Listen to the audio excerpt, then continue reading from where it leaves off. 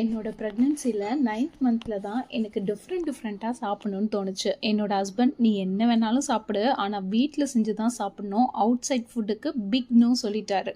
அது என்னவோங்க, பிடிக்காத ஃபுட்டெல்லாம் அப்போ தான் ரொம்ப பிடிக்க ஆரம்பிச்சுது. அதில் ஒன்று தான் இந்த வெண்பொங்கலும் தேங்காய் சட்னியும். சாப்பிடும்போது சும்மா அப்படி இருந்தது. அப்புறம் சென்னா மசாலா, இது ஆல் டைம் ஃபேவரெட், எவ்வளோ கொடுத்தாலும் சாப்பிடுவேன். அப்புறம் நண்டு சூப், நாக்குக்கு சுள்ளுன்னு சும்மா காரசாரமாக அடிக்கடி செஞ்சு சாப்பிட்டுட்டு இருந்தேன். அதுக்கடுத்து கிறிஸ்பி கேழ்வரகு தோசை. சொல்லும்போது பிடிக்காமல் இருக்கலாம், செஞ்சு பாருங்கள். சைட் டிஷ்க்கு கார சட்னி கம்பல்சரி. மொறுன்னு தோசையோட கார சட்னி தொட்டு சாப்பிடும்போது சும்மா வேற லெவலில் இருக்கும். ஃபைனலாக கொண்டக்கடலை வடை. ஒரு நாள் இதை ஊற வச்சுட்டு என்ன பண்ணுறதுன்னே தெரியாமல் வடை செஞ்சேன். ஆனால் இப்போ வடை செய்யணுன்னாலே கொண்டக்கடலை தான் ஊற வைக்கிறேன்.